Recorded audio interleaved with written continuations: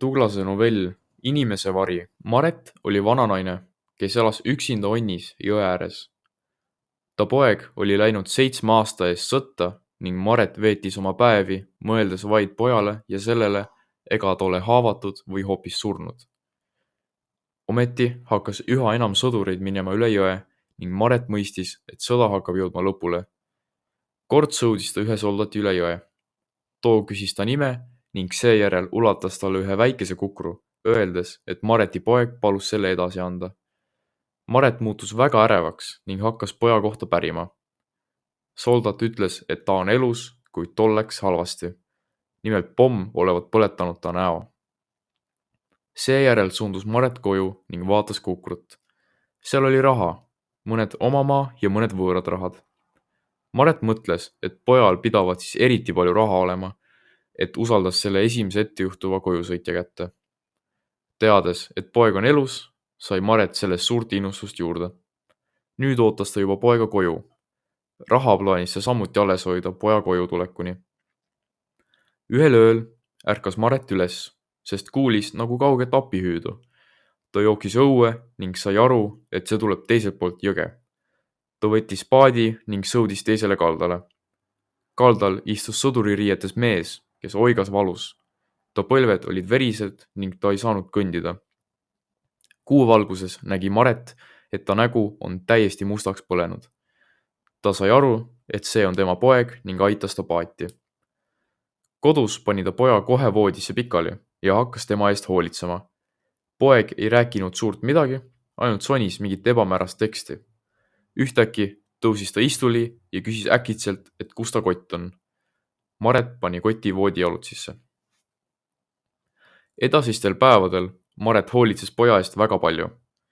Kord, kui poeg magas, uuris Maret ta kotti ning nägi seal palju raha ning osasid asju, mida ta oli pojale sõtta kaasa andnud. Vahel jäi Maret suvaliste möödaminejatega juttu vestma. Räägiti, et sõda on läbi saamas, ent vähesed sõdurid jõuavad elusalt koju. Mõni aeg tagasi oldi metsast leitud alasti mehe laip, kelle nägu oli tundmatuseni purustatud. Maret tundis salaja heameelt, et tema poeg oli jõudnud siiski elusalt koju, saab terveks ning elab õnnelikult edasi. Järgmisel päeval aga poeg suri. Maret oli täielikult muserdatud. Peagi toimus poja ärasaatmine kirikus. Matustel istus ka üks tundmatu mees, kes hakkas Maretiga rääkima. Ta rääkis, et Mareti poeg oli ta sõber ning nad lootsid mõlemad terveks saada ning alustada oma eluga. Teda ennast söövat raske haigus, kuid ta ei mõistnud, miks Mareti poeg oli surnud enne teda. Maret vastas talle, et poeg oli haavatud, kuid mees ütles, et ta haavad olid juba ammu paranenud ning nägu oli vaid meelekohast ja põsest pommist veidi lillakas. Hiljem mõistis Maret, et see mees oli seesama, kelle ta oli üle jõe sõudnud. Maret lahkus surnuaiast, istus paati ning ei suutnud isegi aerutada. Vesi viis teda tundmatus suunas. Ta ei mõistnud, keda oli armastanud ja kelle eest hoolitsenud. Tegelikult oli see mees, kes tema tegeliku poja metsas paljaks röövis ja tappis. Friedebert Tuglase novell Inimese vari on üks tema kõige traagilisemaid teoseid. See on kirjutatud sünges ja masendavas toonis, mis sobib hästi kokku novelli teemadega. Sõjajärgne segadus, lein ja lootuse purunemine. Novelli süžee areneb aeglaselt ja mõjub pingeliselt. Lugejale antakse mitmeid vihjeid ja aimdusi, mis loovad ootuse ja samal ajal suurendavad traagilist mõju. Teose kulminatsiooniks on ootamatu ja šokeeriv pööre, mis muudab kogu loo tähenduse. Tuglase stiil on detailne ja maaliline. Ta kasutab palju sümboleid ja kirjeldusi, et luua tugevat emotsionaalset atmosfääri.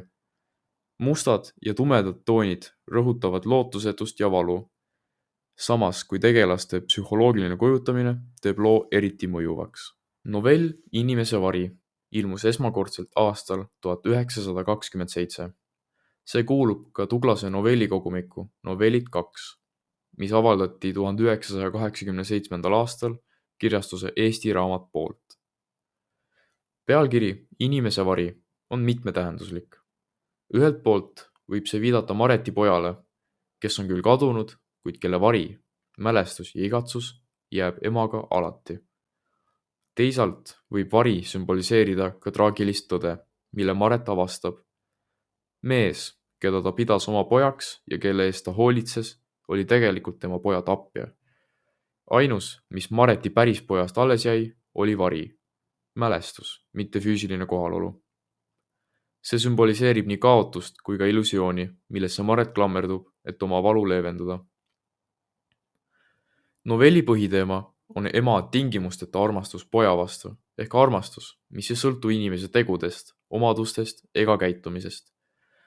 Samuti käsitletakse teemasid nagu üksildus, lootus, igatsus, ema armastus, lein, inimese meelepettus ja saatuse karm mäng. Peamine konflikt teoses on sisemine. Mareti võitlus oma igatsuse ja reaalsuse vahel. Ta soovib nii väga oma poega tagasi, et on valmis nägema võõras sõduris oma last, eirates ilmseid märke vastupidisest. See toob esile haavatavuse ja vajaduse lähedast järele. Kõige olulisemad stseenid olid, kui Maret sai sõdurilt poja saadetud kukru, mis süütas temast lootuse, kui Maret leidis haavatud sõduri ja uskus, et see on tema poeg, hoolimata mehe vaikimisest ja tundmatust välimusest. Kui Maret mehe eest ennastsalgavalt hoolitses, kuni too suri ja kui ema suure leinaga mehe mattis, uskudes, et too on tema poeg. Loo põhitegelased olid Maret, vana naine, kes elas üksinda jõeäärses onnis ning ootas poega sõjast tagasi, ja haavatud sõdur, tundmatu mees, keda Maret ekslikult oma pojaks pidas. Novelli tegevus toimub üksildases jõeäärses onnis, mis sümboliseerib Mareti eraldatust ja sisemist üksildust. Sõja lõpu meeleolu ja looduse sünged kirjeldused loovad tumeda atmosfääri,